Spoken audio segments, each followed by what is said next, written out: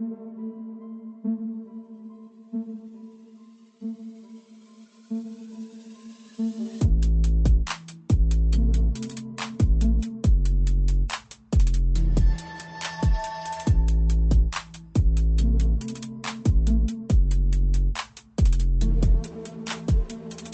and welcome to the Dirk Nowitzki episode of the Hoop Theory Podcast, aka episode 41.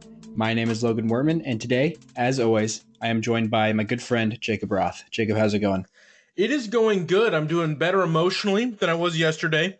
We're doing this live on draft night, and for those that don't know, late last night, it happened. It's the day that I've talked about before as the day that I will cry tears of joy out of one eye and sadness out of the other. But when it happened, no joy was had.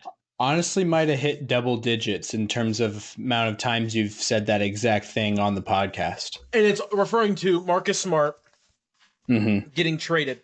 This jersey's way too small, for those wondering. It's like, I'm not going to get up for my embarrassment, but it's very much too small. But I'm wearing it out of respect, honor of the man. But anyway, I'm glad that we didn't do this yesterday, because I would not have been able to. Well, most people on the internet don't think I can convey my points like a logical person. Anyway, it's totally fine. But I would have been in a terrible place. I would have been way more rambly and gibberishy and just flabbergasted. Does it stink that it wasn't Malcolm Brogdon being gone and we got all the stuff we got? Yes. But Marcus Smart is the most Celtics player. He's like the Celtic. And like, people that'll be like, oh, well, you don't, but like, think about it. Like, not disrespectful to Paul Pierce or KG or any of like that era of Celtics, or like the 90s Celtics was kind of a darkish time. Yeah. Just considering so. With how elite the rest of the Celtics history has been, the 90s is not the dream Celtics time. Oh yeah, no, there was some really, really bad years in there, and in the before the big three got together too in the 2000s. I think it's the year before the big three. They won 24 games or something like that. Yeah, like it was really bad. But then like Marcus Smart was 9 years, 9 seasons, 9 playoff runs. He joined a 24-team Celtics. Was it 24 twice? That's crazy. Anyway, he was a 6th, 7th overall pick, Oklahoma State. Just kind of this, he's just evolved into this like giga-human of like just what Boston is and tries to be. And it just hurt a lot to see him be gone just like that. And Brad Stevens, it was always like a question if Brad Stevens actually even liked Marcus Smart. Like just like, not as a human, because that's not, just as a strict basketball perspective. And people thought he probably doesn't like him all that much. But 9 years, 9 playoff appearances, 5 Eastern Conference Finals. Yeah, I think I heard 108 playoff games. That's crazy. Yeah. And it's just a lot to just be gone for this is, I saw somebody tweet it out and everybody's like, well, why is like Celtics Twitter was like, this is the worst thing that's ever happened. And the rest of the NBA was like, the Celtics fleeced the crap out of everyone on that trade. Like, and that's just and it's because of the, like, what Marcus Smart was. And everybody's like, well, this was a dangerous heart and soul, trading away your heart and soul of the team. And I get that. But then also, the thing that always came into question was this team's like heart and like drive anyway. So it's just interesting. It'll be very interesting to see how we move forward. But Marcus Smart, people are saying retire his jersey. That's crazy because of just Boston has already overdone that. Yeah, there's already too many numbers you can't use. Yeah. And I'd like to think that by the end of it, you probably won't be able to wear 0 either. Probably by the time things are said and done. I think that it should be like nobody wears 36 for a while. But I don't think it should be a retired. Yeah. Like, while Brad's GM, nobody wears 36 or whatever Brad technically is, president of basketball, whatever he is technically. Yeah. If it was a normal team, like any other team, really. Absolutely. If it was Charlotte, Yeah. rafters tomorrow. Mm-hmm. I But could see also that. I'm looking and I am aggressively thinking about my first game in TD Garden going to be when they play Memphis for the first time next year. Mm-hmm. Because it'll be a game that'll mean a lot to some people, but not the whole world. Yeah. Because that'll just be insane. Mm-hmm. Because I've never seen like when Tom left and Tom Brady came back. Like there's not going to be a question on whether he will receive like he could hit a game winner 3 dagger at the end against us, and people would just like not boo. They would just be like, "You guy." I wonder if he gets in a fight with somebody on the Celtics in that game. That'd be interesting. Like that doesn't sound surprising. Not saying that I would predict that, It but does, but I don't know who it would be. That's what mm-hmm. I don't like because he was a big part of what kept that locker room through the ups of and the struggles with. From what I've heard, obviously I wasn't in the locker room. Marcus Smart was a huge part of that like Mm-hmm. glue that kept this season kind of going until it set properly further on down the year. Mm-hmm. But in the I could past, he has been the problem. mm-hmm. So I don't know. I could see him being kind of like a Pat Bev though in that way where like as soon as he's not on a team, he looks at that team as like, but it's a little bit different because Marcus Smart, like the Celtics is like his entire career, all that he's probably the majority of his basketball life really has been like with the Celtics almost. And Pat Bev has moved around from a lot of different teams, so that's different. But like what I was saying was Pat Bev, when he gets onto a different team, when he faces a team that he just was on, he's like extra feisty. Like he's, really he turns that competitive switch on to where he's like, yeah, we were cool, we were friends, but now we're, like opposition with each other. So with that, I guess we could get into, I don't know if we want to start talking about the draft stuff because that's going to be starting here very soon, or if we want to jump into some of the other insane things that have happened over the last day or two. Just because I don't think there's going to be a whole lot of fun with the first pick, it's Victor Wembanyama. Like that's not. Also, shout out to Victor Wembanyama for having or maybe because of Giannis, everybody's like gotten ahead of it. I hear very few people mispronounce his last name compared to Antetokounmpo. Like people struggled with Antetokounmpo for forever. Yeah, I think it's a harder, like Antetokounmpo is definitely a harder name in my opinion, but I still hear a lot of people say Winbayama. A lot of people do that. Winbayama. But I guess, and maybe Antetokounmpo doesn't sound like you're choking when you mess up so bad. Like when you mess up Antetokounmpo, it was like extra T's and K's, and it was just brutal. Yeah. Mm-hmm. A lot of people they'll like just drop the second M and go like Winbayama instead of Benyama. Yeah, that's an N. Anyways, we don't have to go over the spelling of his name. Yeah.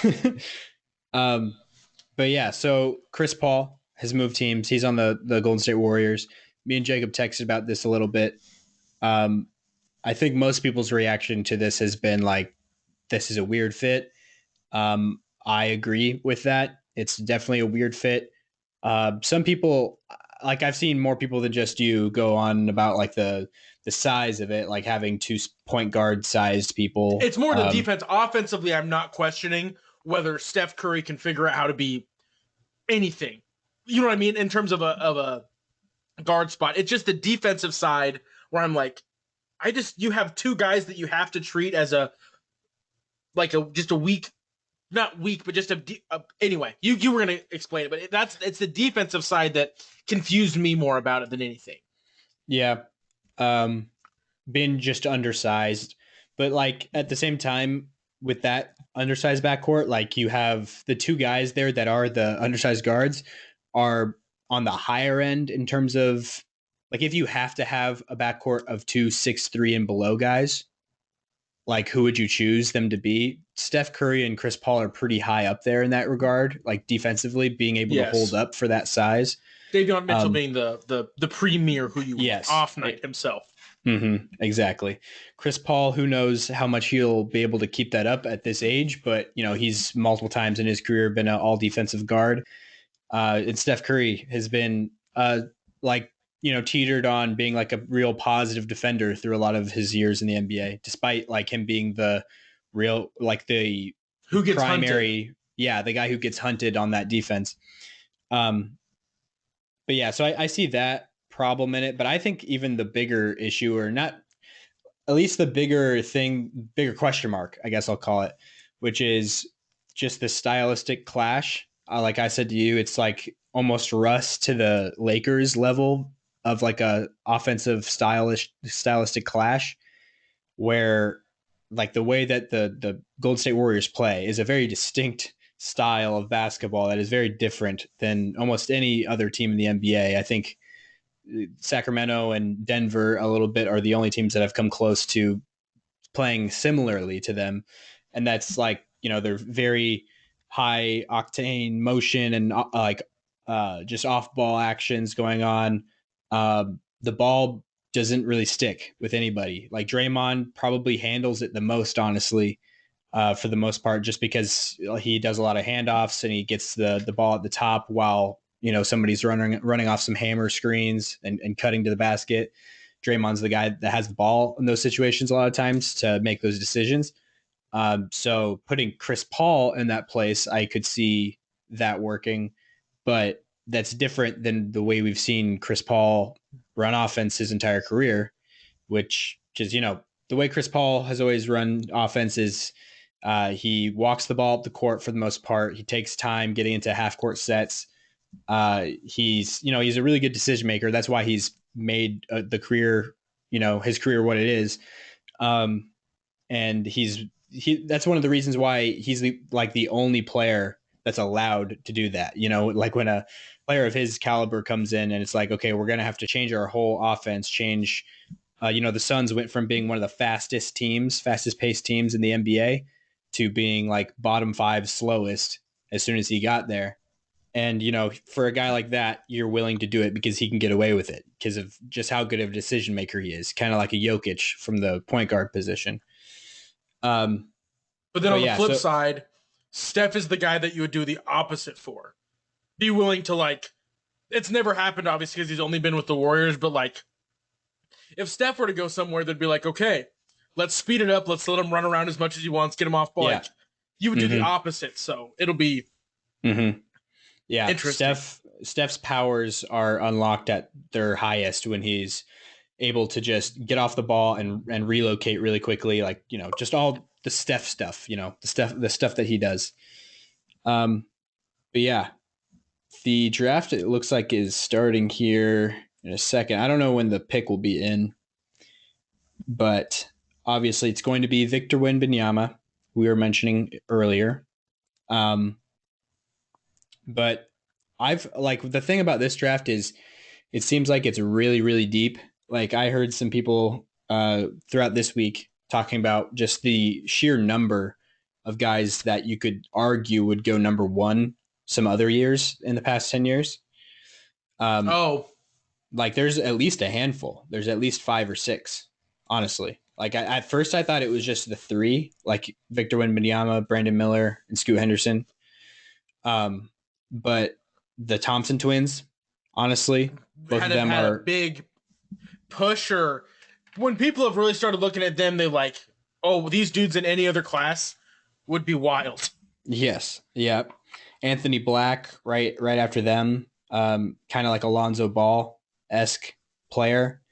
Um, Jarris Walker is another guy that's supposed to go really high. Cam Whitmore. But yeah, the Thompson twins, I've been watching a lot of this past week. This is probably the least prepared I've been for a draft in a while, just because, like, I feel like it was just because I was so locked in on the Nuggets this entire year, because ever since like the beginning of the season, I was preparing myself for a championship. Mm-hmm. And it lasted all the way till the end. When like other years, I feel like with Jamal being injured, the past 2 years, I feel like I've just kind of moved Got on. checked out, but you were past it a little bit.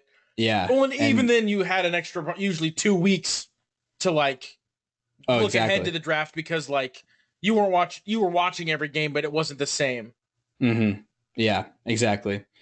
So, but yeah, I tried to really fast get myself more familiarized with this year. Especially what makes it hard is like I like to the past several years. For those who don't know, I've been trying to keep track of basically being the ghost GM for the Nuggets, like make my own picks on where they have their picks in the draft, and then like keep a record of that so I can look back on if I was right or not, basically, like on who they should have drafted. Um, and so this year we have 3 picks. I don't know if we'll use all 3 of them, but we might. So I've had to prepare myself to get to know the players around the late first round, early second round range. So that's what I've been doing for the most of this week when I haven't been editing and doing other stuff. But yeah, so Jacob, have you watched any of the Thompson twins? Do you know at least which one? Do you have a preference between which one? Because I hear that's like a common debate that it's not a consensus on who is the better twin. I think it's what you need. Mm-hmm. I think that's like because like we've said it that going almost all the way in the any of the guys in the top five hypothetically could be a top pick in a lot of these past drafts that we've had. It's just what you want. Because like I was listening to the emergency Bill Simmons episode that they did, and they said this line about the draft that I think for Nuggets, Celtics, Sixers, kind of any I don't those are the 3 teams that our group kind of watches, but Mm-hmm. in that 20 to 30 range, this is kind of pivoting off what you said. It's a lot easier to find value when you're a good team because you know what you need. You're like, Yeah, that's true. we are going to need this. Who's the best guy to do this? And you don't As really care opposed about age or anything like because you that. just need him to. Oh, what is his skill set right now? Can you do that Mm-hmm. 10 minutes a game for us in a playoff scenario? That's all we need you to do. You're not Yeah. trying to dig and find this changing the face of your franchise, anything. I don't have a pick between the two. I don't know enough either to feel like aggressively. And honestly, I'd Mm-hmm. probably mix them up when I say which one. Like, oh, I like the one, and then I'd be like, wait, no, that might be the one. So it's yeah. Also, my favorite. Well, I'm watching the draft here, and it says the team needs, and it said starting point guard for the Spurs, and they're just Wemby. It just is wild to think that that's the world we live in, where they're like, oh, a need they have is a point guard, and they're gonna take this just 7 foot Yeah. four crazy. Yeah, it just he's the best out there. It's not a question, but it's he's probably gonna run point guard for him to a certain extent. Not Oh point yeah. guard, but he'll be a ball handler. It's just crazy Oh, to for think. sure. For sure. It's just crazy. Mm-hmm. No, it really is. I honestly can't wait to watch Spurs games next year. Like, I just hope so much that he does not get injured before they start playing, like Chet Holmgren did. Not that I Yeah. was like that crazy into wanting to watch Chet Holmgren necessarily, but Victor Wembanyama is just different than anything we've seen before. Well, no, but what's even crazier to think is like a couple episodes ago, actually probably a good 10 or 15 ago, we broke down our like teams to watch, teams that we like to watch.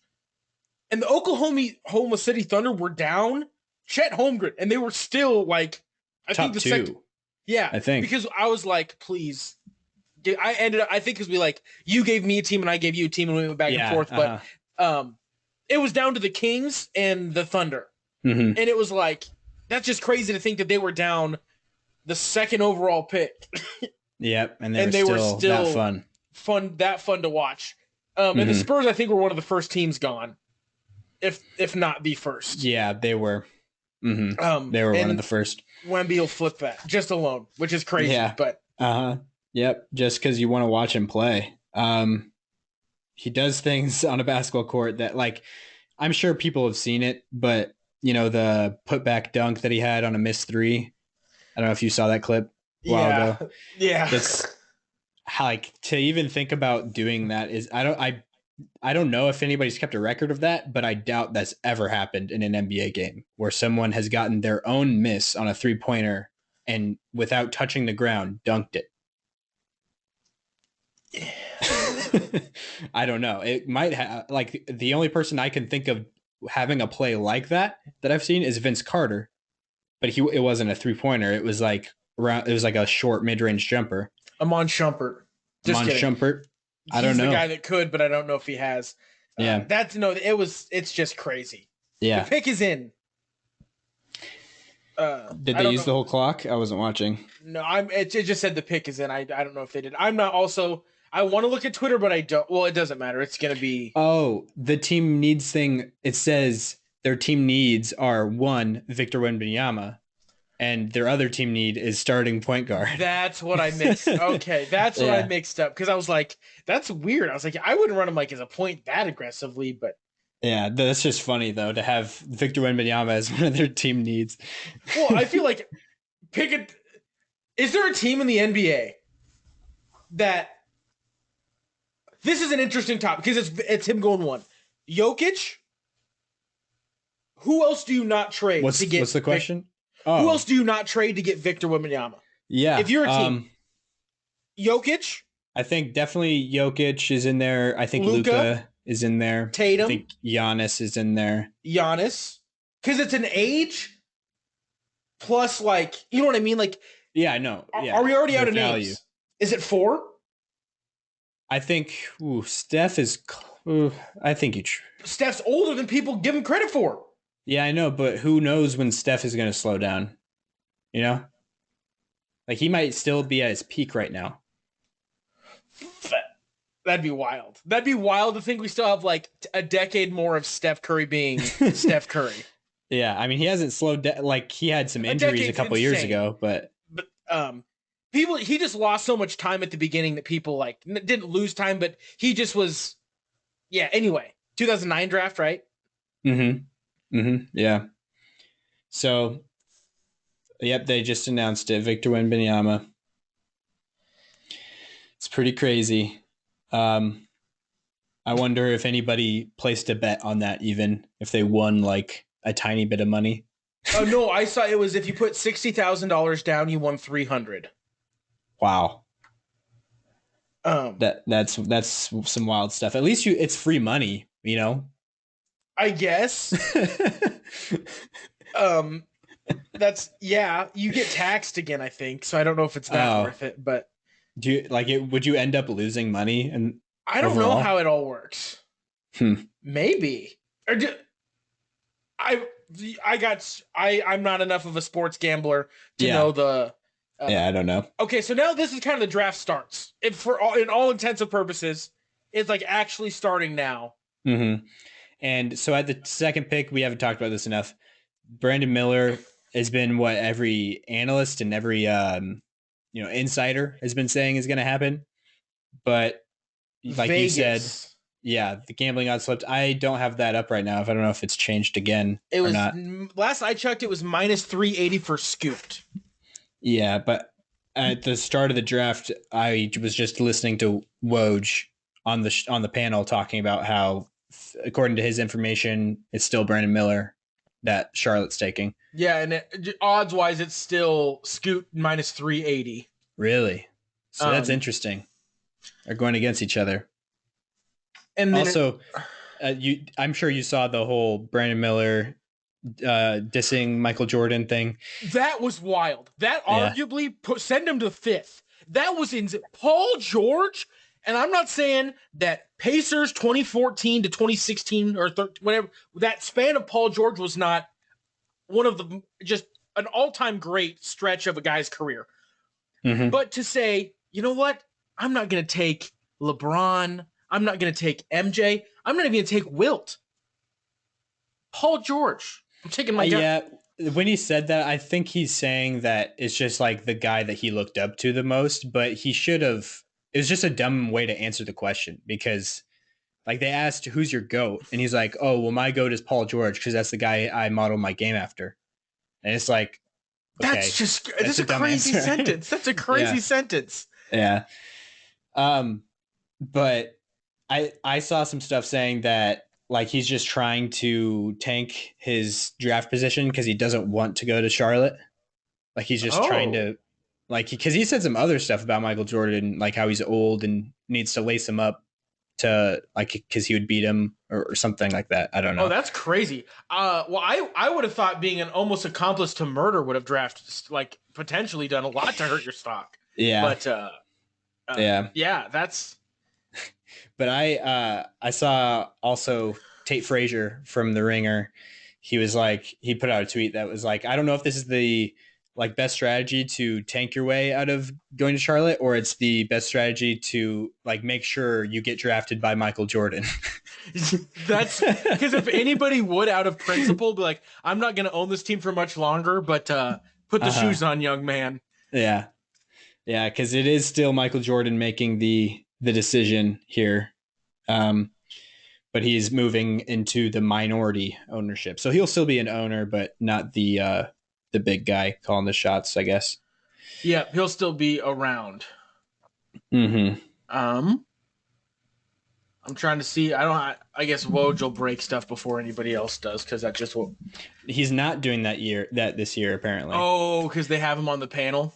Yeah, I heard him on Ryan Russillo, I think it was. He was Yeah, on somebody's podcast recently, like last week, and he was like, "This year's first year, I'm not doing that anymore because it's like he's been on the panel the past few years, but he's like it's always such a hard thing to juggle where I'm trying to be on TV but also trying to like get the tweet off as fast as yeah, possible." And he's like it really doesn't matter that much like getting the tweet off because you're gonna hear it right, here in a little bit.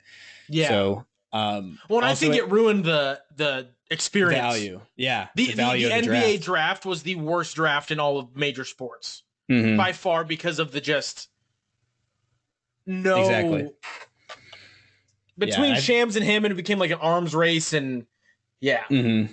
Yeah. And he recognized that, so he's like, "Yeah, I'm just not going to do that anymore. I'll just give my insider information on the panel, and that's it." But did you see Jeremy Sohan with the purple hair coming up to dap up Victor? no.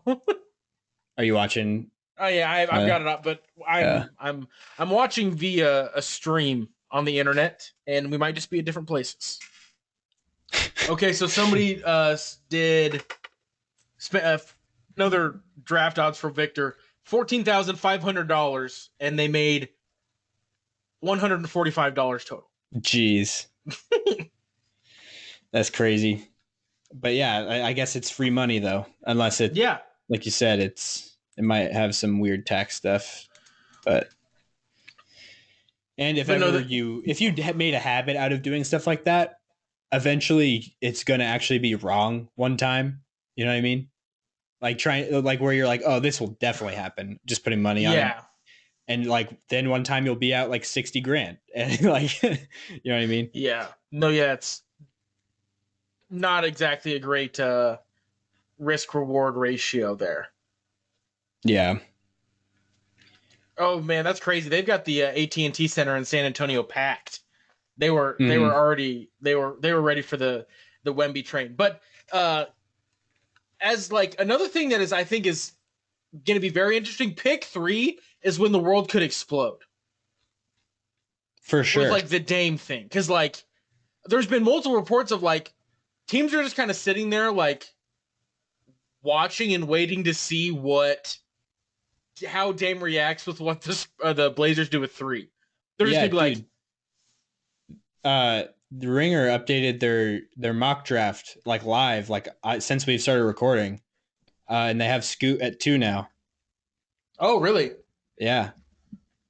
So and then the thing that also is interesting to me. Oh yeah, oh my goodness. Oh, Mine it still says Brandon was. Miller. Yep, it was Brandon Miller. Brandon Miller's going to Charlotte. So Oh yeah, he's on the phone. He's on the phone. The pick is in. Just kidding. It's already official. But the Ringer for me still says Brandon Miller at 2. Unless it like once it happens they like re-update it. I don't know. oh really? Maybe I need to reload my page. Maybe it's changed twice. Oh yeah, it did. That was weird because when I first opened it, it said Brandon Miller at 2, and then it said Scoot at 2, and now I just refreshed, and now it says Brandon Miller at 2 again. It's kind But of funny. this will be interesting. What do the Blazers do now? Because if they're sitting here at 3, getting Scoot, I think they trade it. I think they do. they trade down to how far? Well, I don't know if they trade out of the pick like to another pick, but they trade the pick for a player most likely. Yeah, I don't think it's to get other young guys because Dame doesn't like the Portland thing right now is they don't want to get younger. Like they want to get more like ready, they want like to play win with now. yeah. Mm-hmm. They want to win with Dame. Also, what I this is like we kind of touched. Not really. The guy that I want more than anything, and it doesn't make any sense. I've just always liked him when he was in college. Uh, I don't want to say his first name wrong. I think it's Jamie. I think it's just Jamie. No, Jamie Hammy Jaquez Hawkes. Jr. Jamie Hammy. Hawkes Jr. Yep. from UCLA. No reason. Just Just would because his love to have name. him wear Celtics green. No, Oh, how he plays. He's just kind of a guy. yeah, yeah. He's Uh, really a high IQ like basketball player. He's an interesting guy, but he's like it, 6'6", but he like has a post game. but he's also like aggressively like a. It's very interesting what he does. Mm-hmm. Very high IQ is a good way to put it. But yeah, no, this is going to be a very this. I've never felt less prepared for a draft in my entire life. Now that I'm Yeah. really thinking about it, like trying to do this now, this is weird. Okay, so then also, how does Charlotte go through this whole thing? Brandon Miller runs the 2 Um, I mean, why the 2? or the 3. He's what he could be 2 through 4 really. He's 6'9", but I did not realize he was 6'9". My brain yeah, has heights flippity rippity around. Wow, that's yeah. crazy. The like his main comparison is Paul George. Like that's like his main comp. Oh, and Or so that's why he's his Brandon goat. Ingram. Brandon Ingram is another comp that a lot of people have given. So that's the type of player. Everybody is like he doesn't seem very happy to be wearing the Charlotte Hornets hat. Yeah, no, he does not. See, this is what was it was the Zion year where like dudes were crying at the couch interviews every time and thanking their parents and that was a great draft. Yeah, in terms of that, and then player reactions. Victor was crying. Stuff. Yeah, But no, it'll but be interesting. Is it? Oh nope, it's not it. I thought the pick was in, but it was I got lied to. I got cheated. This has got to be Scoot. But I'm sure even if they do take him here and there's no trade announced here, I feel like there will be before the season starts.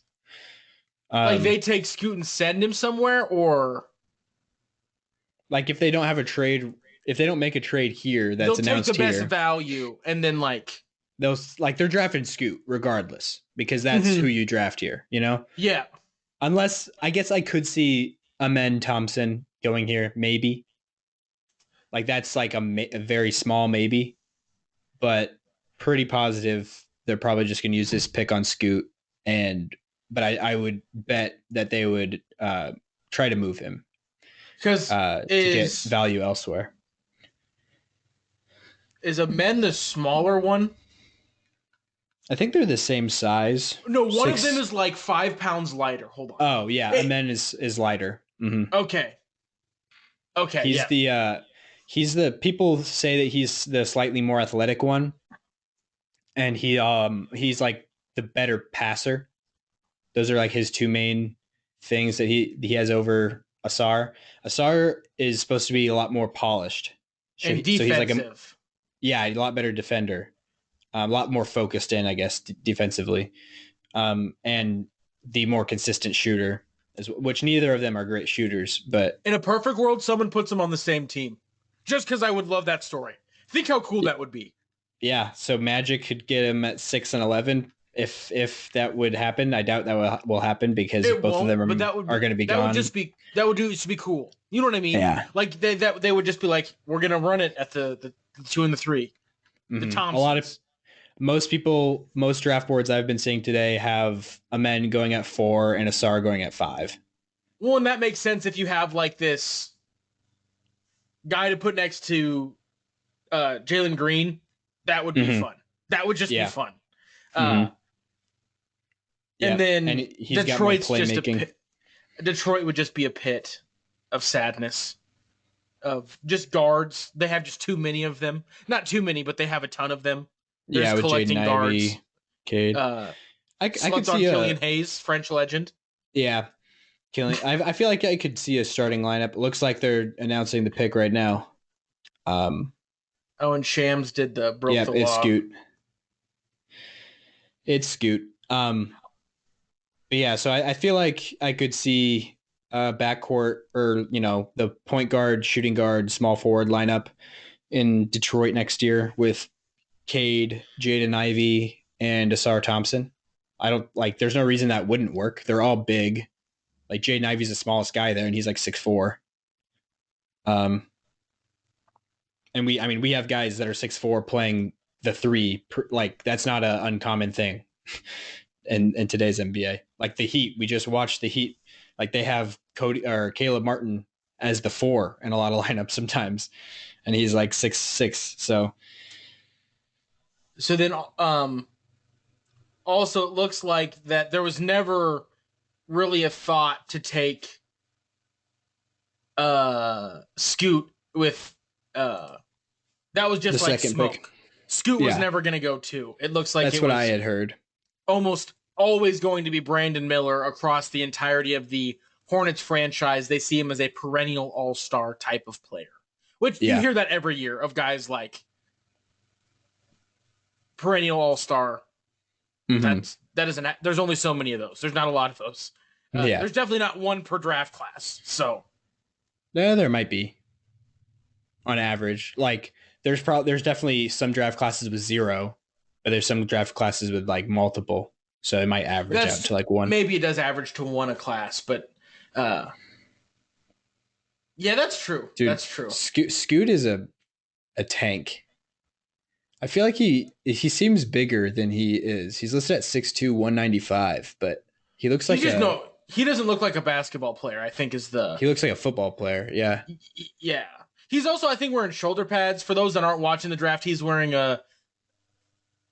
So like when your car it's like just frosty enough that like there's some parts of frost on your windshield, but the whole thing's not a sheet of frost.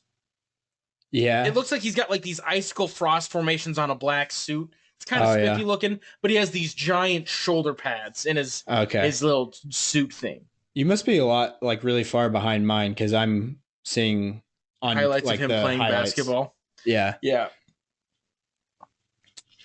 But Honestly, I've never realized how difficult this was. Like we've done like live before where we're talking. It's way harder to like actually do like an actual proper talk podcast while it like imbibing the draft itself. yeah.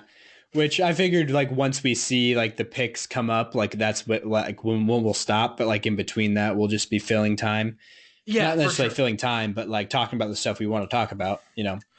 So then another thing, Scoot went to the Blazers, and I just want to know what.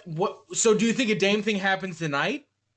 That's when I thought Zion might get moved. A lot of people thought Zion in this like around pick 3 might find his new home because there's Oh been a lot yeah. of reports that Zion won't be a Pelican after tonight. So Zion to the Blazers. I don't know. I don't Wow. know if that's what it was, but like that, the Blazers pick would send people to just start doing stuff, Yeah, and the we aren't all seeing.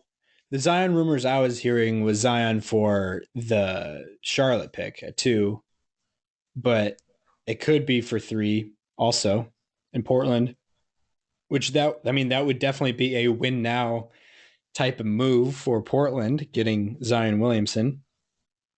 I've also seen some Paul George news or some Paul Those came George up. I rumors. saw those come up later. Yeah. So Paul George for the third pick, or either Paul George for the third pick or Paul George for Anthony Simons and Shaden Sharp. And then they use the third pick to go get somebody else like Bam Adebayo or Mikal Bridges, which I feel like they would probably get more than Mikal Bridges or Bam Adebayo with a third pick, but maybe not. That's probably around the similar value. But who knows? So yeah, Scoot to the Blazers. I don't know if we'll see that actually happen or not. If see him in a Blazers jersey, because the other option would be to move Dame, I guess. Because Which for the sake of like wanting Dame to finally, I think Dame. I don't know. Like, I feel like Dame going somewhere else. This is kind of pivoting back like to the draft or the picks that we saw. Pause. The trades we saw a couple days ago. The Dame next to Jimmy Butler feels like a better recipe for success than a Brad Beal with the Suns. Like, if Dame wants to go win For something sure. now, going to Miami, like, I just don't know why that never was like a thing. Why does It Dame is. still want to be in Portland? I just don't get that, really. Oh, because he just wants to be like he's made his entire brand of like Around who being he like this is. loyal guy Exactly. that So like but he can't do what Giannis did because he's not as good as Giannis. He's a great basketball player, but he's not Giannis. yeah. But And he's also sorry, go ahead. I've heard some interviews with him. It seems like he's already content. He's already like made peace with like he might never win a championship with Portland, but he's still satisfied with the career that he's had and will continue to have for the city of Portland for the Trailblazers. Um, so if that's all he wants and that's like what he's happy with, I can't, you can't really blame him. But um, I wouldn't be surprised either, though, if he did end up going somewhere else, getting traded to Miami or something like that. That wouldn't be like the most shocking thing, but I feel like I just kind of tend to lean. I feel like he'll probably stay with Portland just because that's what he's all about. That's what he's always talked about. So, and there's definitely some avenues Portland can take to improve. That's I feel like one of the things that is going really overlooked, like with people that they're not really talking about that very much on what they could do. I mean, I think they have, if I'm not mistaken, they still have Jeremy Grant under contract. If not, then he's a free agent right now, and they definitely have the cap space to re-sign him because he's not going to be getting a bigger deal than the one he was just on, presumably at least. That is similar concept to how I felt with Kristaps Porzingis, but apparently there was some notion of him he was expecting to get hit that A lot same of money. yeah. But yeah, that Also, looks like they're picking Amen Thompson to the Houston Rockets. so that's just been kind of we kept saying, oh, this would be a super crazy. Nope, just Chalk shooting so it down. far. It's just chalk.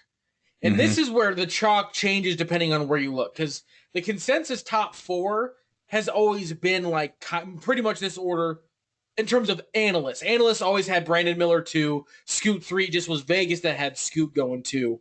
But now and you like got all year long, it was always Scoot number 2 up until the last couple months, really. But yeah. But then ever since the lottery, ever since we knew that Charlotte had the second pick. And then this is where some people have the second Thompson, Asur Thompson, going now. But then some people have him dropping like to closer to 10. Not that all the way down, but like he moves kind of all over depending on what you're looking for. Anthony Black is a name we might hear here. And then the UCF kid, Hendricks, is another name that I saw Taylor made a push Hendricks near the end. But yeah, we'll have to see. Hey, just want to take a quick break from this episode so I could tell you guys about how I just launched my new Patreon page. If you don't know about Patreon, it's a great way for people to support creators with a monthly subscription. Becoming a Patreon supporter can even come with a few perks, like early access to new episodes and getting special shoutouts on the podcast. I've recently started working part-time at my job so I can focus more time and energy on the podcast and YouTube channel. So any support would be massively appreciated, and it helps me towards my hope of making this my full-time job someday. So if you want to help support me in that, please head over to patreon.com/hooptheory. That's Patreon, patreon.com/hooptheory. Thank you so much for listening, and enjoy the rest of the show. All right. Nothing else has happened? Nothing. They're just still preaching about amen. Yeah. Amen. Amen. I'm just kidding. It's amen, but yeah, he has one of the most mispronounced names in this draft. I feel like I think it's because his name is like just a word that almost every human being knows. Yeah, but the thing the way I hear it said so often is amen instead of Oh, trying to say it like a name. yeah, It's just yeah, amen. amen. Amen. Like Yeah, so it's like it's still the instead of a, but the emphasis men. is on the second syllable, not the first. But like everyone I hear, like Jake Mann, Kevin O'Connor, like all the smart basketball people, everybody says amen. But every time I watch interviews with him, he always says amen. So like it's like a little mispronunciation thing that I feel like a lot of people just don't even like notice, but that's something that kind of annoys me. Um, I feel like I would get annoyed by it if that was my name, but Okay, these Bobby Marks team needs are hilarious. Did you see what it is for the Detroit Pistons? no, I did not. What was it? Healthy Cade Cunningham. Wing depth and a healthy Kid Cunningham. Yeah, I just saw it now. That's funny. Like what? Yeah, the pick is in. It says. Oh, it Um, is. yeah, we must be around the same spot now. But yeah, I'm guessing it'll probably be a SAR. I that's what the Ringer draft board still has. Um, Also, everybody's clowning on Grady Dick out of Kansas because for he's wearing what? this like. Have you seen what he's wearing? Oh no. It's red, but Okay, like just a very aggressive red. like Jericho Sims. I'm sure you don't It's remember what he wore on draft night, but no, it's like a Christmas ornament is what people keep calling it. okay. Let me. I need to look this up so I can finally Yeah, see. it looks like it is going to be a SAR. Oh, okay. You could have done a little bit more I said descriptive job. Christmas ornament in red. You didn't say that it was like full of glitter or whatever this is, or it almost looks like it's covered in blood. I did see somebody say that Grady Dix looked like a period. Yeah, it looks like a bloody napkin, but like there's no white left. It's completely soaked. That Oh is a man. gross looking outfit. But I kind of respect it at the same time. Yeah, some pictures it looks like a Christmas ornament. It looks like glittery, and then other pictures it looks like it's dripping. Yep, there's a SAR. A SAR went 5. Yeah. I was hoping that they would mix, like they would switch up. I heard like they were joking Oh, before that in an that interview the before the wrong draft. twin would go up. Yeah, that they would switch their suits and the wrong twin would go up like for the first guy that got drafted, and then they would switch it up. But it looks like this is the real SR because he's the one with shorter hair. Um, See, that's cool that like they were like that'd be funny. That'd be fun. yeah, That would have been a lot of fun. yeah. Oh, they have him listed at 6'7" on here, but yeah, I think he's 6'6". I The think they're draft, both well. Everything else listed them at 6'6". One's 218 and one's 214. yeah, that's what I've Uh, seen too. which is wild just to think that two people grow and lift and do all these, just have a bunch of life happen, and yep, just the exact same. So who do you see up next? It'll be Magic on the clock. I think so. Everything I've seen, at least, is going Anthony Black, and I think that makes sense because he's like a bigger guard, kind of like Alonzo Ball or Lamelo Ball, that type of guy. Um, so it'll be interesting. Like Magic, I feel like they've got a lot of young guys. It's kind of confusing there, you know. But at the same time, I think getting a guard that is big enough to play wing is important because I do like what they have there with like Jalen Suggs and potentially one of the trio of Jalen Suggs, Cole Anthony, and Markel Fultz. I feel like one of those guys would probably work out long term with them. Yep. Um, so having Anthony Black, a guy that can handle point guard duties, but also be a good defensive player that's got some size to be a defensive wing, that provides that kind of versatility. That will be important. So, and they also have a pick at 11. So, I also like what he does defensively.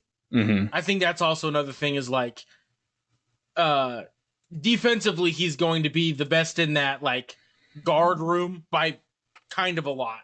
He'll be a net positive on the defensive side, which will be nice. And the Magic are just weird because there's a lot of guys you feel good about, but I don't feel good about the Magic yet. You know what I mean? Like Mm-hmm. Paolo, Wagner, Franz. There's just a lot of things to like about the Magic, but it just is interesting that it doesn't seem that the legend. Yeah. But yeah, I honestly think we could see. Last year was kind of the year that everybody was like, "Oh, we'll see the Magic break out." Or what happened to the dad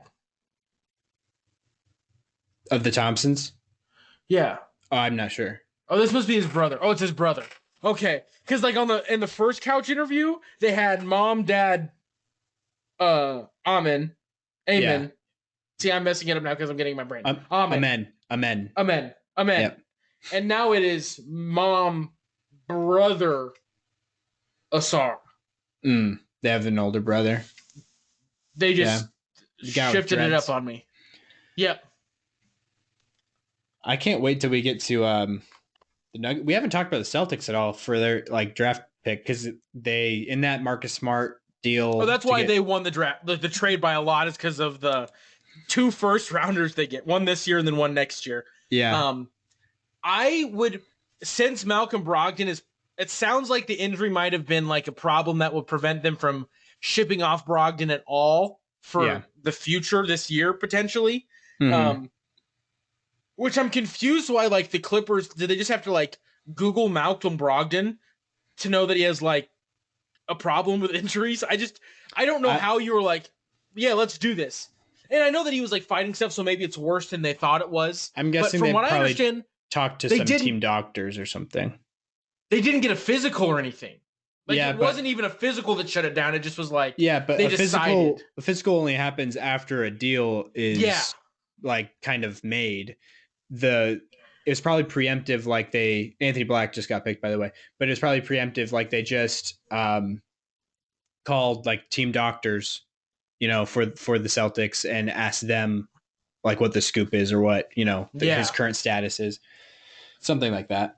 But yeah, Anthony Black going 6. So this is very boring so far. Which is fine. Yeah. Yeah, that's fine. But I still feel like we'll see. Obviously, there's never been a draft where once you get like deep into the lottery and beyond that, where it's like chalk because obviously nobody knows at that point. Different, yeah. Yeah. But at 25, I don't know if you've thought about that at all, about potential people you would want to see your green team, green machine.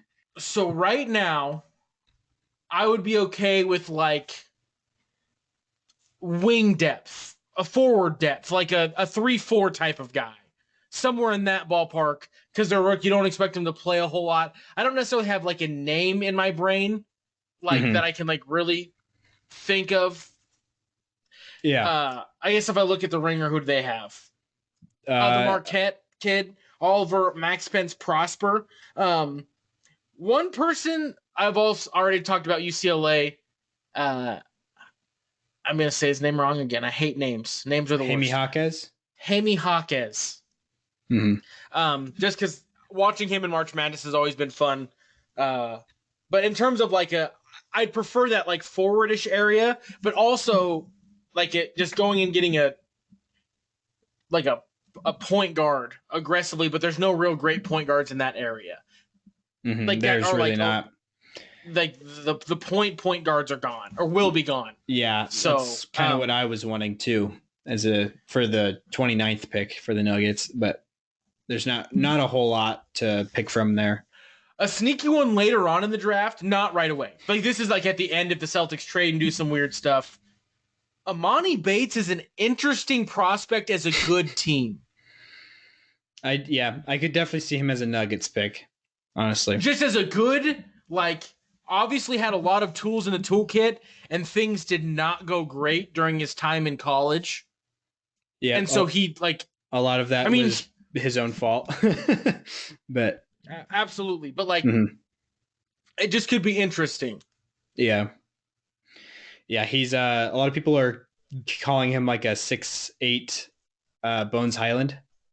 Oh, Like he's like, but even more so scoring heavy than because Bones is actually like a really pretty good passer. A lot of people don't mm-hmm. know that, but Amani Bates' thing is like he takes like way more shots per like possession than anybody else in this draft. Um, so that'll be interesting to see how he Okay. adjusts So, to an NBA team. side note, are the Nuggets allergic to drafting people with like normalish haircuts? Michael Porter Jr., Christian Brown, Did I say Nuggets? I Peyton meant Watson. Magic. Oh, okay. I was Because I like feel so like Alfred confused. Payton had the crazy hangover, and it's not even the afro. Like the afro is normal. It's just this like big blonde patch of the afro. Yeah, Uh, they just have a lot of unique haircuts down there. they do. They do. I don't know People about are probably gonna be active. like, "That's a racism," but like, not even like the afro's whatever. It's just like the big blonde Yeah, no, yeah, half. it's definitely kind of weird, for It's sure. iconic. Yeah.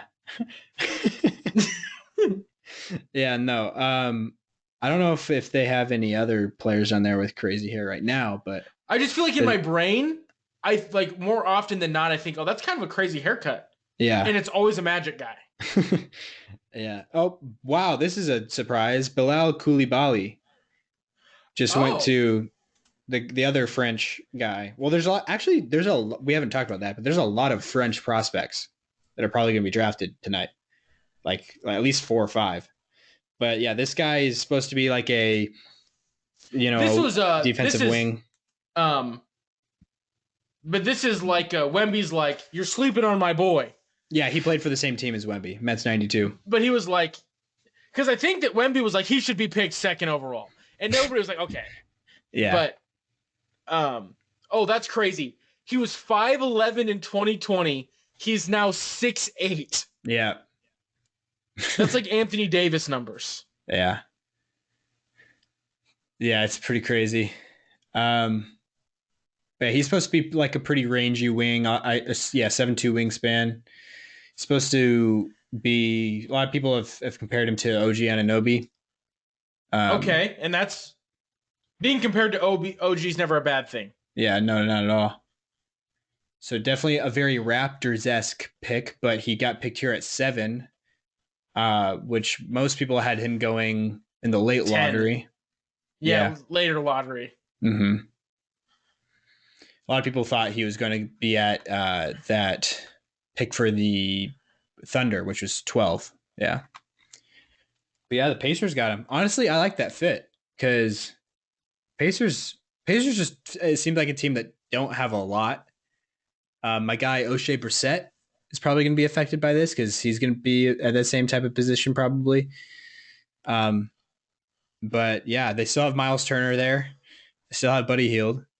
But yeah, it'll be interesting to pair him with the young core there, Of which is Tyrese and Tyrese and Ben Math. So yeah, very interesting. I think this is I just off the top of my head, I think there was like 4 or 5 French guys that are supposed to be drafted, which is I don't know if that's a record, but is it because everybody was watching Wemby games and they're like, wait, there's actually yeah, some dudes in this league that can hoop. I don't know. I don't know what it is, but it seems like more French guys than any other country. There's a Serbian guy that will be potentially somebody that the Nuggets could draft because he's supposed to go in that same kind of range. Because the Nuggets, I don't know if I've said yet, but we have the 29th pick, the 32nd pick, and the 37th. But yeah, there's not a lot of guards back there. Amari Bailey is a guy that's around that range. That's a guard, but there's not a lot of guys, and not like the guards that are there aren't guys that I'm really gravitated to at all. Somebody that I really would like, honestly, is Chris Murray. I totally forgot his brother's name. That's in the NBA.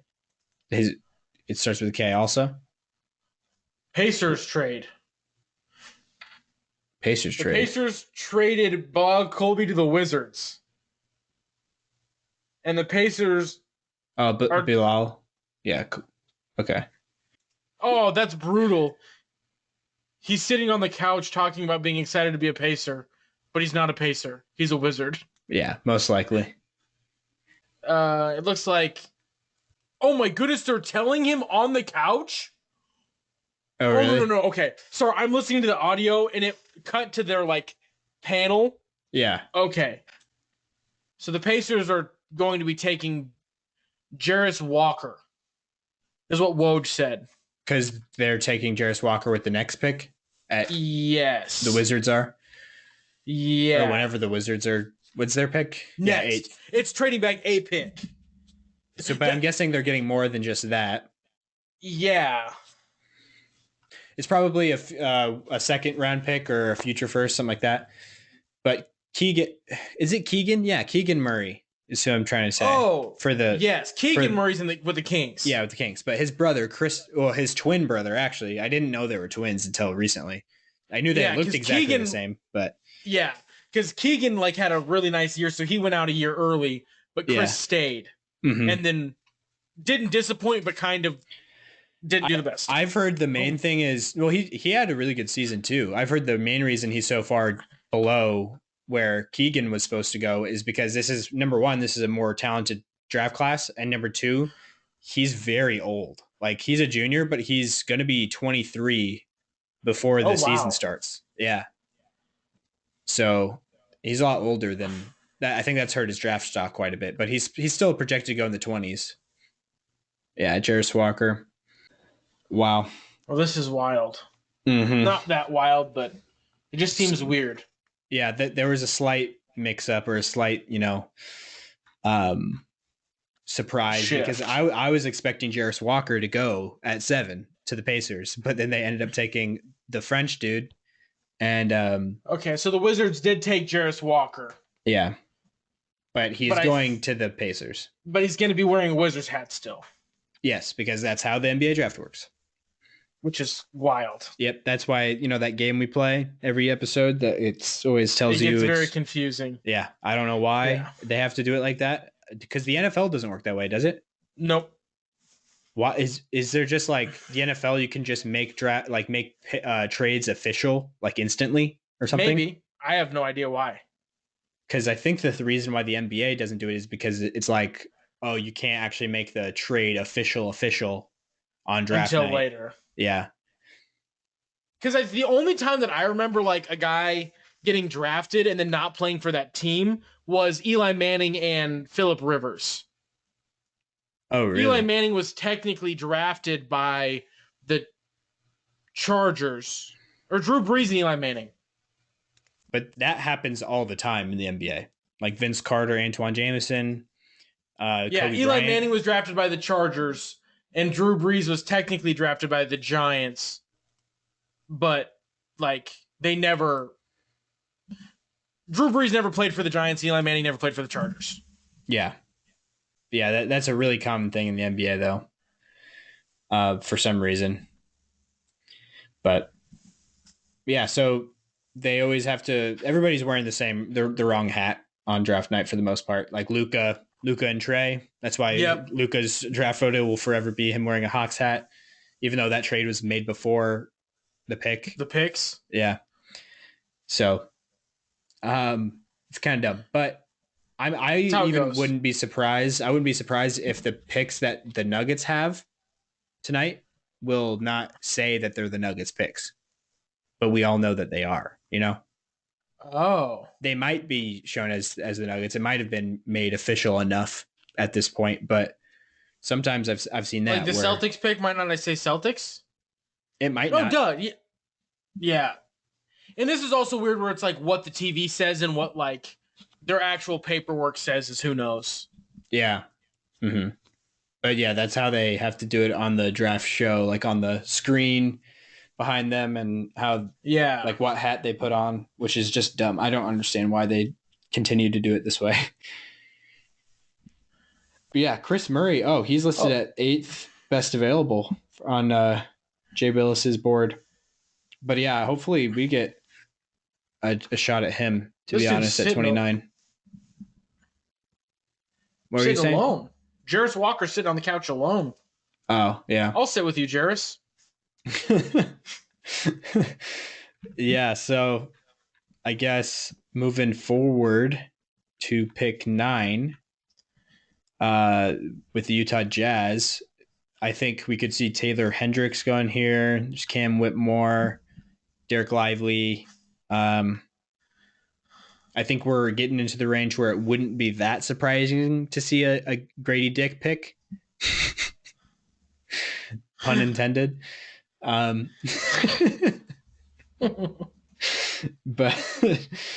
but yeah.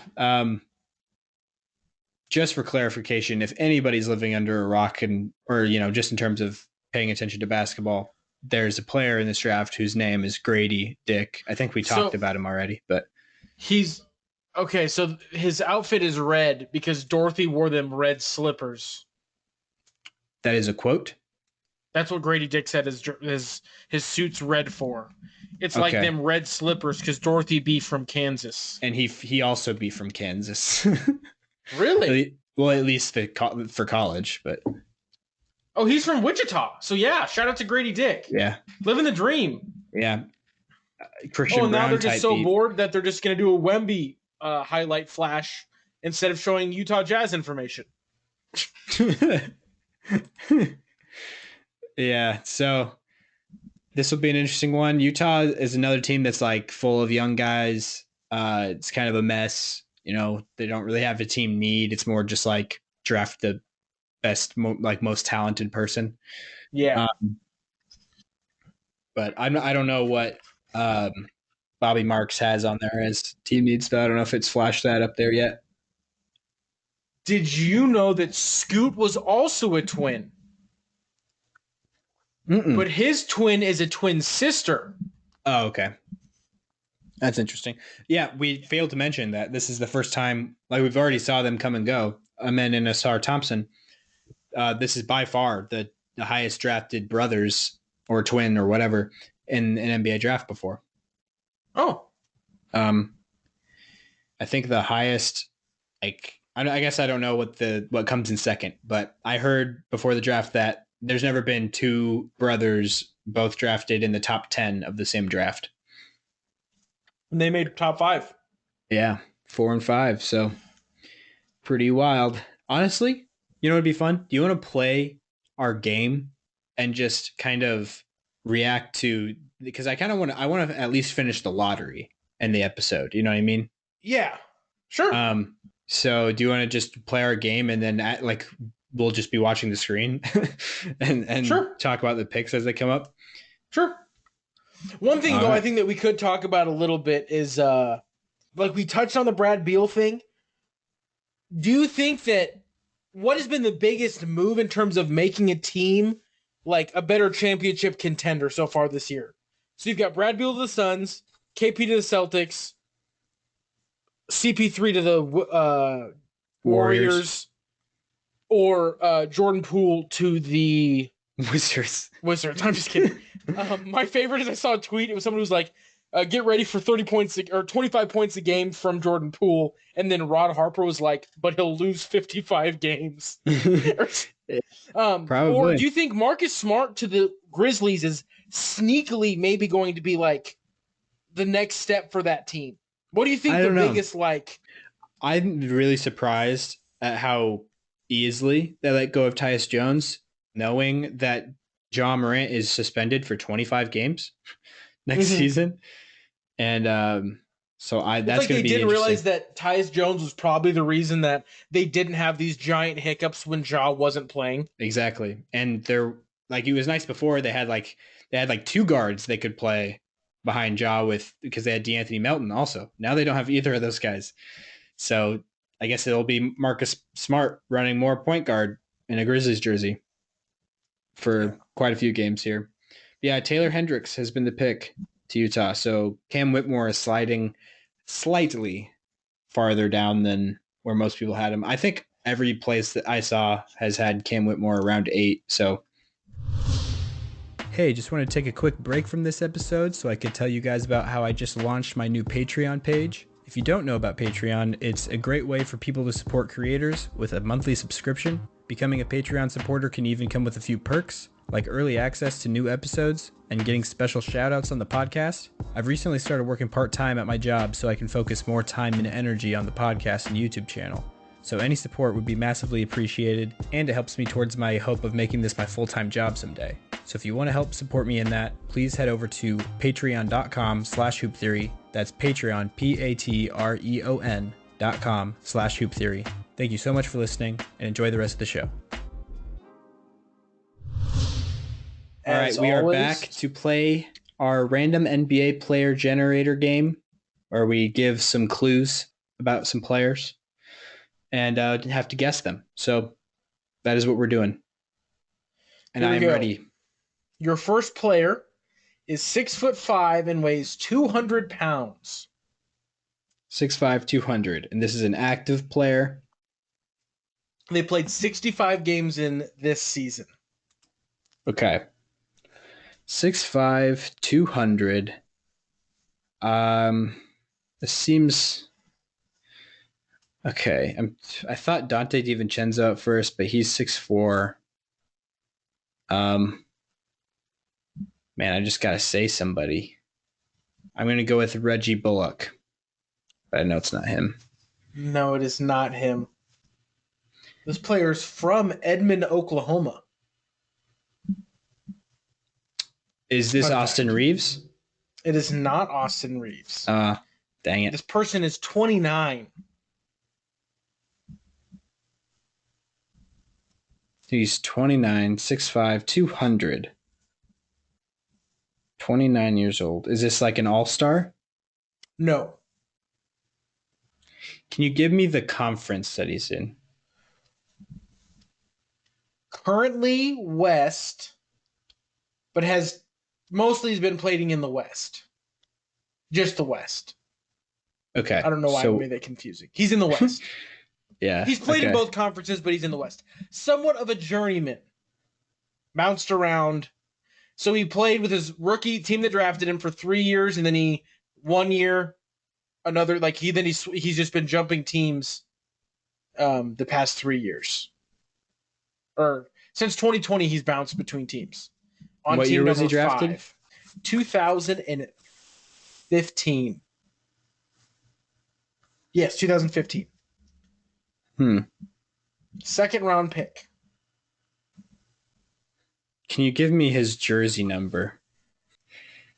0 is probably what you know him as, but he's also worn more than that. He only needs to collect the Nuggets stone to have played for all 3 of Yumi and Anthony's teams.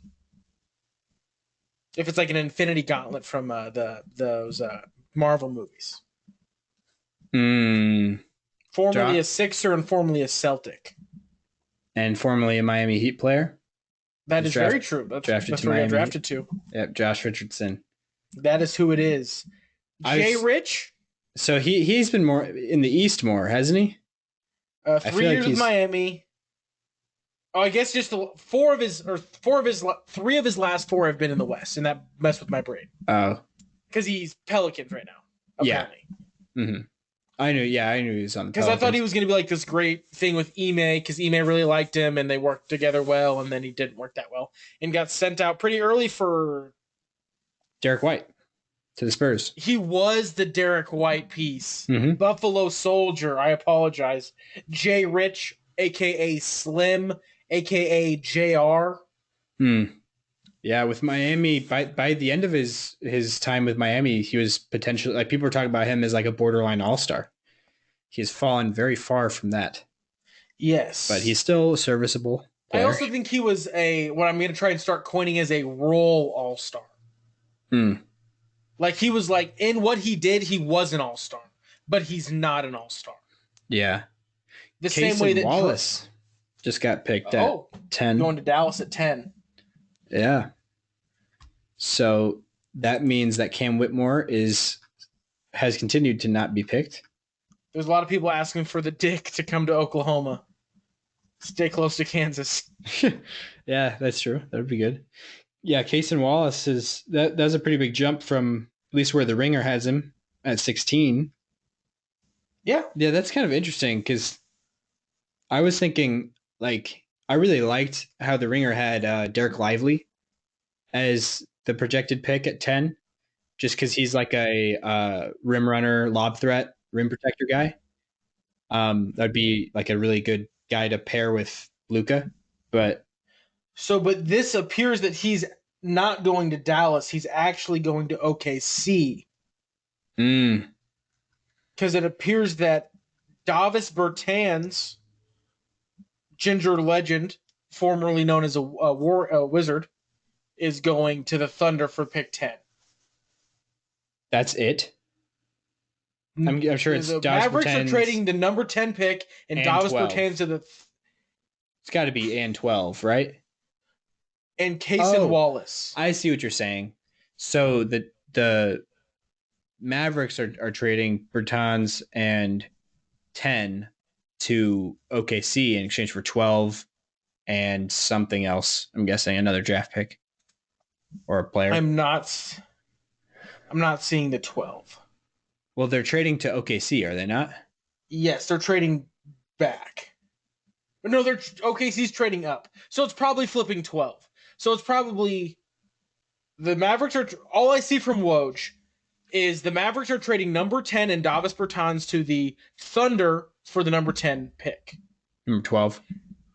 10 pick. That's all it said. Maybe Woj. Didn't you just say they're trading 10 and Bertans for the that I just read Woj's tweet. I have no idea. Say it say it one more time because that doesn't make any sense. The Mavericks are trading number 10 and Davis Bertans to the Thunder for number 10, sources tell ESPN. Okay, well that doesn't make any sense at all. I know it doesn't, and I'm confused. But Davis Bertans is a Maverick. Okay. Right? He was. Yes, yeah. He's on the Mavericks roster. I'm assuming you're right and it's for 12, but to move back and give more, maybe it's future. Well, yeah, no, it's for 12, but there's got to be something else besides 12. Like, but the thing is that his tweet confused you because it makes zero sense that they're trading how can you trade the 10th pick for the 10th pick? Yeah. OKC is sending number 12 and a TPE to Dallas as part of the trade. So Dallas gets off the Bertans contract. Yeah, okay. So a TPE, that's a trade exception? Probably. I just read. Yeah. So that's like something that teams can use in a deal to make the money work. The Celtics had a great one and then never used it.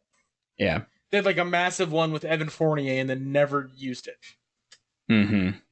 But I think they still, even if they never use it, they still get that money, basically. Yeah. Like it gets paid out. Mavericks are dumping Davis Bertans, who got paid a ton by the Wizards, for those that don't know. And it gives them a lot more cap flexibility to pursue a free agent. Kevin O'Connor says, Draymond Green, question mark? That would make sense. All right, we are back. And while Jacob was gone, something insane happened. Jet Howard jumped all the way up from like the mid-20s, where he was projected, up to Juwan number 11. Howard, Michigan legend? Yeah, his son, Jet Howard. Oh. Yeah. So he just got picked 11 to the Magic, Orlando. Why? I'm not sure. But, he's a good shooter. I know that he has some like guard skills too at like 6'8". So like he's a good prospect. He's a guy that I was really hoping would fall to 29 for the Nuggets, but instead he just yeeted himself to the moon. Yeah. It's good for him. Exactly. It's a way bigger payday being in the lottery than not. For sure. Definitely is. But yeah, this is shaking some draft boards up for sure. Cam Whitmore has still yet to be picked, which he's definitely the biggest talent on the board still. But his main flaw is he kind of has like the Jaylen Brown problem with not being super adept with ball handling or passing. Mm-hmm. But he kind of has like tunnel vision when he has the ball, but he's a really good shooter, really good defender, great size. He's like the same size as Jaylen Brown, really. But yeah, so let's do another round of the game, honestly, if you don't Yeah, so mind. I've got name number 2. All right, I'm ready. They are 6'9", 214 pounds. 6'9", 214. I'm gonna go with Darius Baisley. No, this man's name has been said many a time on the podcast. They This episode? no. Just in the history of the podcast, we've said his name kind of a lot. Is an active player. Yes. He is. I don't think this probably won't give it away. I just will avoid it. He was the 41st overall pick in the 2018 draft. 2018. That was the Luka draft. 6'9", 214. This is interesting. Often when he comes up is because of my like love affair of this player. Like a big fan of the guy. Big fan of his brand of basketball. Really? Man, why does this game have to be so hard sometimes? Like, it seems like the clues you're giving me. The second you say the name, you'll be like, yeah, exactly. Yeah. I hate these because like it's like the clue you're giving me should be something that clicks with me, but it's just not. He played his college basketball in the Southeastern Conference. SEC. Alabama. Is it Alabama? It is not Alabama. Okay. I was There's thinking not a single Alabama basketball player I like. Herb Jones. You don't like Herb Jones? I hate her. I'm just kidding. Let's see. Probably not Texas. Texas isn't SEC yet. Oh yeah, it never was. I don't know why my brain will did be that. next year, but it's not right now. Yeah. What else is SEC? Kentucky. So it's Kentucky probably, because that's where everybody. That's Kentucky. Yeah. Okay. 6'9", 214, 2018 draft. The 41st pick from Kentucky. Trey Lyles. Nope. I don't know where he was picked. Seem like. Also, have we ever said Trey Lyles on the podcast? I know. That's why I don't know who. No, this guy you know. He's played for. I mean, I know Trey Lyles too, and he was picked by the Nuggets, I think, but I don't know what pick he was though. What? Picked by the Nuggets. This player was picked by the Nuggets? Okay. It wasn't picked by the Nuggets. It's a stupid NBA thing. But he was picked by the Nuggets. Yes, I think. I don't know the exact details on this individual's life, but was a Nugget. But said they were drafted by a different team in 2018. Oh, he was a Nugget, though. He was a Nugget. No. It's not Wancho? It's not Wancho. It's a guy that you probably wish was still a Nugget. Oh, and I think Jared Vanderbilt. Jay Vando. Vando, the Vandalorian. Dang. Yeah. The Vandalorian? That's a nickname on there? That's a nickname, yeah. That's great. Man, that made me mad. Why did I not think of Jared Vanderbilt? Man. I knew, like, the 6'9", 214, I was like, that sounds super familiar. I've definitely seen that before, like on 2K or something. But, okay, the pick is in for Oklahoma City. Derek Lively. So this is probably, okay, yeah, that's exactly what I thought. So this guy, Derek Lively, is probably going to the Mavericks. Yes. Because I thought they would pick him at 10. So it's the same thing that happened with the Pacers with Jarris Walker. Except there's a pick between them instead of it being right back to back. So Derek Lively, he's probably going to Dallas. And then who did Dallas actually take at 10 again? They took, I have the tweet right in front of me. Carson Wallace. Mason Wallace. Cason Wallace. I added an R in my brain. Okay, yeah, that makes sense. So Cason Wallace to the Thunder, that makes some sense. But just like a lot of these teams in the lottery, Thunder, they're another team that just has a lot of talent, a lot of young talent at a lot of positions. So, and like in my brain, my basketball brain, where I'm like, oh, where do they need somebody? They don't really have a place where they need somebody other than like a true center, really. But like, I don't know if they want that at the same time because they're pretty forward thinking. They got Chet. So, but yeah, I think that Derek Lively is going to be good, be a good fit with Dallas, though. Be like a lob threat in the pick and roll with Luka Doncic. Who knows if Kyrie will still be there or not? Will if he'll resign, but that's to be determined. Do you got another player for me, I Jake? do. And this is on accident. Um, you'll figure out why it was on accident here shortly. 6'2", 205. Russell Westbrook. No. Significantly younger than Russell Westbrook. Big Ten basketball legend. That's not really, but kind of. They played their college basketball in the Big Ten. Significantly younger, like he's like Was below. drafted post 2015. Actually, in fact, wasn't drafted, but their NBA debut came in 2016. Wasn't drafted. 6'2", 205. So he's a big guy, like a big for being 6'2". Yes. Is he like a defensive guy, like a defensive point guard? Not necessarily. Kind of. A little bit. Can you give me the first team he played for? The San Antonio Spurs. Oh, Trey Jones. Nope. Or wait, Tice. Yeah, Trey. So it's not. Nope. That is not. They also were not Big Ten alums, if I'm not mistaken. Oh, that is true. The Jones both attended Duke University. Yeah, 6'2" for the Spurs. Is he still in the league? He only played 25 games in 22-23. His peak year was probably 2021, where his name was the most relevant name. Can you give me the team he played for then? The Bucks. This guy was undrafted. Played for the Bucks in 2021. He was 6'2". He's not Eric Bledsoe. Played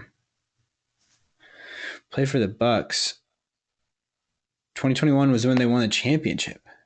6'2". Oh, Javon Carter? No, he went to West Virginia. Man, this might be like literally the worst 3 in a row that I've ever done. 6'2". Would you like a not a huge hint, but kind of a big hint?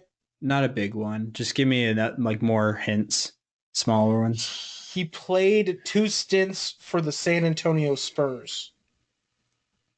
So he went back there? Is that where he is right now? No. So where is he right played now? for Minnesota was the last place he played. And this is why I said that it's going to be like, didn't realize that I accidentally had picked 2 connected players. 2 connected players. Unless I'm remembering wrong. Big Ten legend. 6'2". Not actually. I just said that. He just played for Michigan State.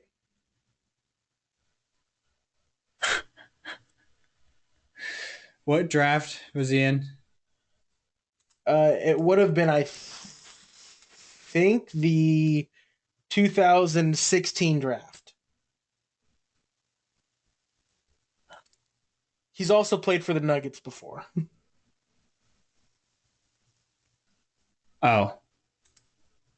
I didn't realize he was that young. How young is he? 29. So how's that significantly younger than Russell Westbrook? That's like 3 years younger than him. Russell max. Westbrook's first year in the league was 2008.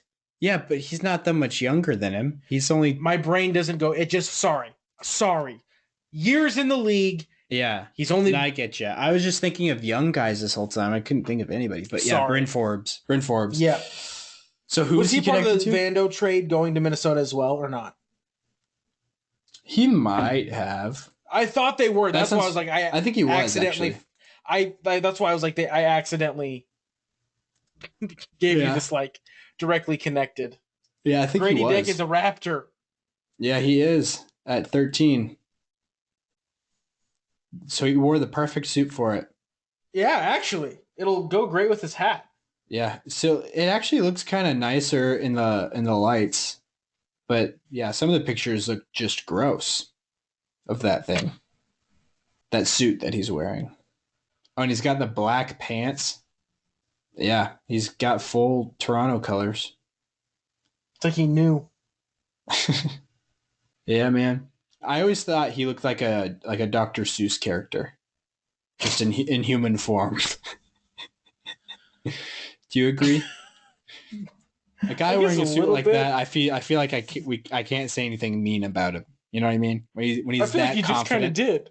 I think you just kind of did. I know, but I'm saying like it's no matter how mean it sounds, like it's you can't be mean to a guy that wore a suit like that.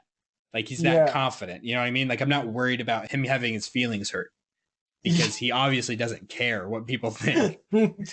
Yeah, he's also the stereotypical white guy, 3-point shooter hustle guy. That's all he does. And that's not all he does. Obviously, he's a lottery pick, but like he's really good like shooter. Comically, by definition, what like a white guy in the NBA is now. Yeah, he's just tall enough that it's not like only shooting.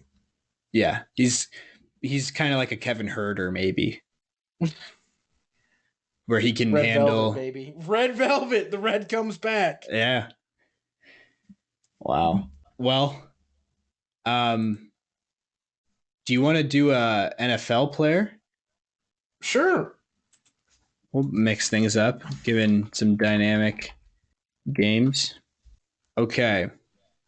I'm going to give you, there's one person out of the 6 that it gave me that I don't know. So I'll do that one.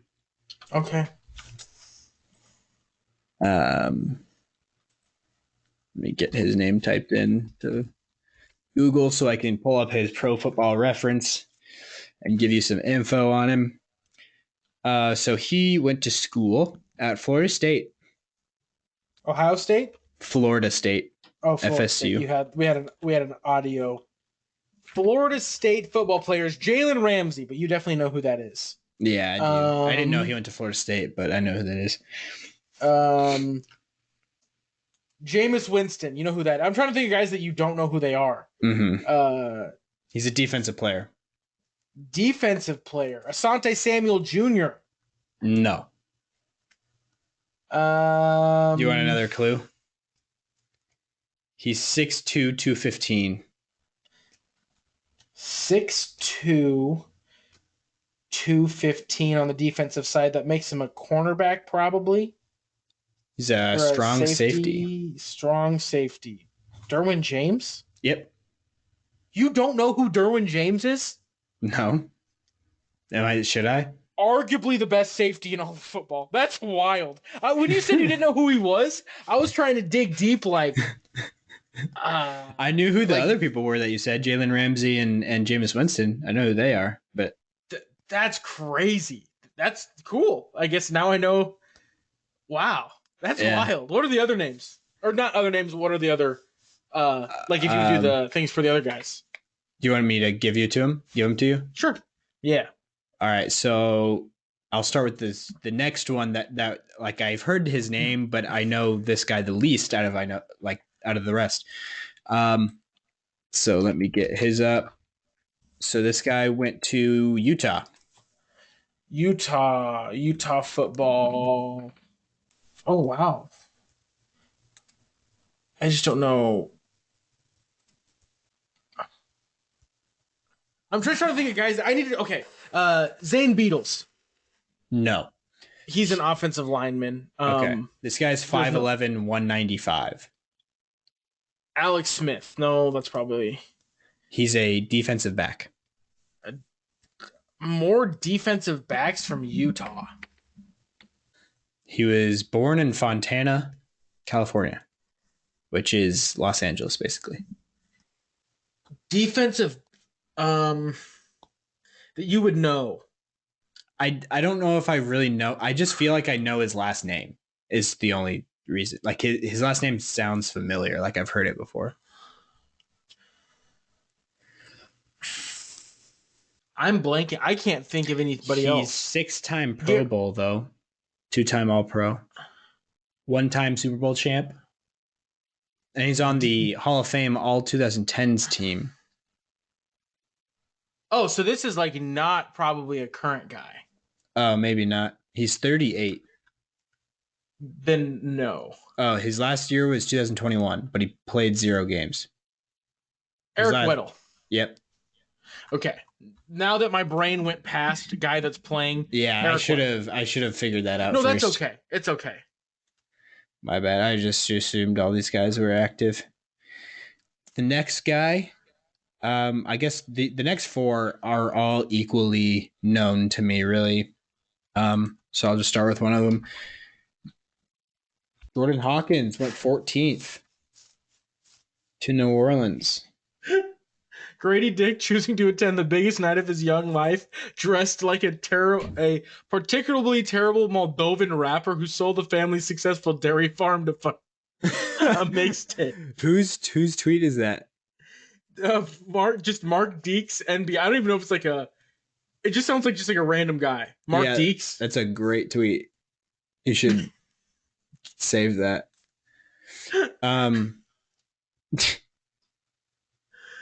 All right. So your next NFL player. This guy is still active. Okay. At least he played last season. He played last year. 12 games. And he went to the University of South Carolina. Jadeveon Clowney. Correct. Yeah, this is Jordan Hawkins, UConn. Did you already say that? Oh yeah, I already said that. It was right when you were saying the Grady Dick thing. Yeah. I feel like Jordan Hawkins is going to be good anywhere. He's probably the best shooter in the draft. I loved watching him on that UConn run, which I got right, by the way, in the bracket challenge. I picked UConn to win it all. But the next guy is he went to Michigan State. Levante Bell. No, but this guy's also still active. He's played for Kirk Cousins. Yep. Correct. 2 more. This NFL generator is not very hard. Yeah, it seems like it always gives me a lot of people I know, which is not normal. Like you would think that I would know most of the people. Okay. No, the fact that you don't know who Derwin James is explains to anyone listening that you don't super know NFL, which is fine. Yeah. But no, like literally, like I would argue the best strong safety in football. Yeah. Maybe I believe you. 2. Yeah, it's hilarious. All right, so this next one, I know this guy because I've had him on my fantasy team. I feel like I knew him before that too, but I've had him on my fantasy team multiple years. He went to Alabama. Oh, that does not help. That's like saying Duke, or worse because there's 11 guys on the field instead of 5. Yeah, probably more like Kentucky, honestly, than Duke. But Derrick Henry. Yep. You just guessed the correct one. Okay, because you said fantasy. That's like because a lot of like the big Alabama guys are like, I guess Julio Jones maybe. But you said fantasy, and that was the big tipper. All right, so this last guy went to Cincinnati. Travis Kelce. Yes. It's Travis or Jason Kelce. Those are the only 2 that would really not only, but in terms of if you know who they are. Yeah. That's true. That's very true. All right, give me a couple more NBA guys. because the NBA one seems to be a lot harder. Yeah. I just got a Frank Mason, Nico Mannion, and Thon Maker as my random That three. would have been amazing. This one's pretty good too. I think actually we've already used these people. I do remember because I had to pick one of these people. Equally iconic trio. We'll start easy. Okay. Oklahoma for the college. Austin Reeves. Oh, sorry.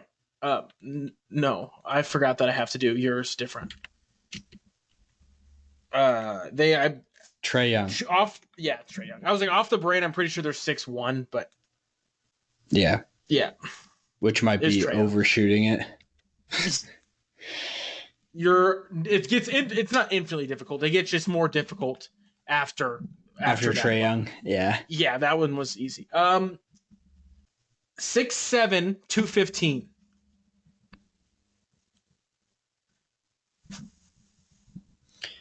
Kevin Huerter. No, it is not Kevin Huerter. But that means something. No, I thought you just did that shot in the dark thing, and I was like, wow. Mm-hmm. This player attended Kentucky as a basketball player and a student. Yeah. PJ Washington. No, it's not right. Kobe Buffkin just went at 15. To Hawks. Yeah. Cam Whitmore be sliding. He really do. Because we were officially out of the lot, or is it 16? 14 is the lottery. 14. Yeah. 16 teams aren't lottery teams. Yeah. This player is widely known as a little bit of a bust. Oh, yeah. Sorry, I forgot what. So 6'7", 215 from Kentucky. And I said PJ Washington. So this guy's known as a bit of a bust.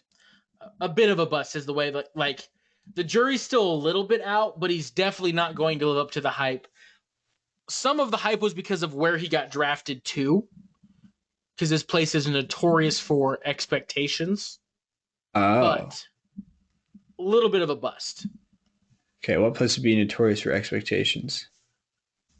New York, Philly, Boston, LA. Was it one of those teams? Yes. Kentucky, 6'7". Was it the Knicks? It was the Knicks. And do you remember your first guess? First guess was Kevin Huerter. Kevin Knox. Kevin Knox. Or like definitely not a top 10. Definitely a bust. Yeah. No, the jury's still out. Give him time. Let him cook. Yeah. And then the last one, I'm not going to give you the height. Because that will be too big of a clue. Yes. Either way, it'll just be way too big of a tip. Apparently, their NBA career is over already. Are they on the tall end? Yeah. Taco Fall? It is Taco Fall. Nice. Already done. I didn't know that. I didn't realize they already just had. Also, do you know what Taco Fall's full name is? Oh, no. El Hadji Taco Serenge Diop Fall. Wow. He's from Senegal, right? Yes. Dakar, Senegal. Dakar, yeah. Attended University of Central Florida. Yes. Did know that. So he's listed at 7'5", probably? He is 7'6", 3'11". 7'6". Wow. 3'11". Jeepers. Yeah, see, here's another French guy. There's two in the top 10 on Jay Billis's best available. Ryan Rupert. Or Ryan. I don't know if I'm saying that right. I think it's Ryan, though. At least that's how my brain reads it. And then the other one is City Sissoko from UConn. No, he went to G League, maybe. Let me look at that really quick. G League. Yeah, he went to the G League. G League Ignite with Scoot Henderson. But yeah, so City Sissoko, French. There's Ryan Rupert was the other one. So that'll be interesting. I don't know if this will be a record in terms. I'm sure they probably said it on the broadcast at this point, whether or not there's like a record breaking amount of countrymen from not the U.S. or Canada or something like that. But because I don't know what other country would have that many, really, outside of those two. Australia has quite a few sometimes. Mm-hmm. With last year, honestly, or 2 years ago, with Giddy and technically, I think LaMelo was Australia. Oh, Wasn't, yeah, but kind of. Yeah. so there's two. So that's more Yeah. than one. That is true. Kyrie is born in Australia because his dad played in the NBL. And then somebody else, Ben Simmons, obviously, is from Australia. Matisse Thybulle. Yeah. Anyways, this is kind of teetering out. So I was hoping maybe we would have enough to get us all the way to when the Nuggets were picking, but I don't know if that will happen. So Yeah. we might just need to catch up with that when we do it, or next episode, on Sunday. So It's not a long wait for the people. yeah, but I'll make sure to write down, like, document. I mean, the past couple of years, I've just been doing it with myself in my head. So I'll just continue to do that, I guess, of picking who I want the Nuggets to draft, and compare that to who they did end up drafting. So for a little rundown on that, 2 years ago or three, so it's been 3 years now, 3 seasons in a row. This will be the fourth. The first one was, I want to say the Zeke Najee draft. I wanted them to draft at 22, at pick 22. I wanted them to take Jaden McDaniels, and they ended up going with Zeke Najee. I was pretty mad about that pick for a while, but I'm less mad about it now just because of how good Zeke Najee has turned out to be and how different he turned out to be than what the Ringer, and what everybody was describing him as, which was just like a slow-footed big. But it's like, no, this guy's just a big wing. And then, but still, looking back on it, Jaden McDaniels was the right pick there. I think that's how it's turned out so far, for sure. And then the next one was, this one's definitely like the jury's still out, which is at the 26th pick, they took Bones Highland, while I would have taken Cam Thomas, who very similar players. But Cam Thomas is with Brooklyn. Bones is with now the Clippers. But so obviously didn't end up working out too well with us, but I don't know if Cam Thomas would have worked out any better, to be honest. But so far, Cam Thomas has definitely got Bones beat in the career high department because he has multiple 40 pieces in his bag.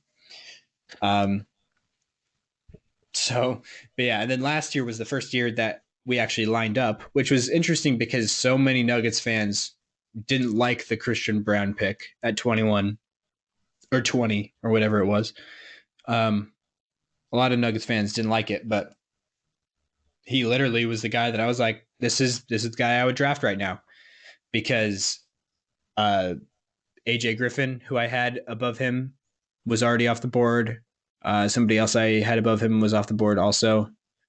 His own teammate from Kansas, Ochai Agbaji.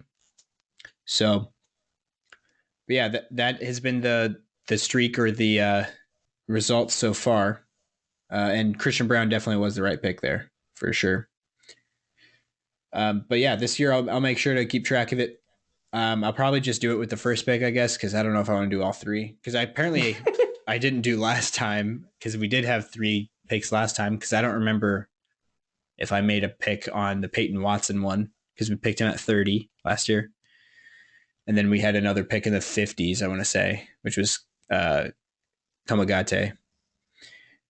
And he's probably coming over this year. We had him on a Euro stash. But he sounds like might come over this season. I'm not sure yet, but he'll be like a rim protector, lob threat guy. So, yeah, going to be interesting. But I'm glad that the Nuggets have made some moves to try to rebuild in the draft, because we know that Bruce might not be a Nugget next year, which is a sad loss. I was really hoping he would stay. Like for a while, I was already like, I came to terms with like saying goodbye to him, because I was like, he's probably not going to stay because he'll get offered way more money elsewhere. But then he kept saying stuff in the championship parade and in the post game after game 5 that he was like, hey, let's run it back, but he's just teasing us, I guess. So, but yeah, we'll see what happens. It'll be Celtic. Yeah, people are saying that. I don't know how that's going to work. I don't think you guys have any more cap space than we do. But yeah, I've heard that it's also still up in the air. I also saw a big thing with the Marcus Smart thing is the second apron was looming. And apparently, if they sign and trade Grant Williams like it is anticipated, that would keep them under the second apron if they were to go get like that ballpark of a free agent. They would still remain under the apron, which is important for a lot of teams to have to navigate. Yeah, I know for sure. So who did we just see get picked? Keontae George, was that who went? I believe so. Yeah, so he was falling. Not really. He didn't really fall because that was 16th. But yeah, so Cam Whitmore, if I'm not mistaken, is still on the board. Yes. Which is pretty wild. But yeah, we'll see how this turns out. There were a few surprises later in the lottery, but early on, this draft really went chalk. Not sure if this is the best way to do this in the future or not, to record it live, but it was an interesting experiment. But yeah, so we'll see how it goes.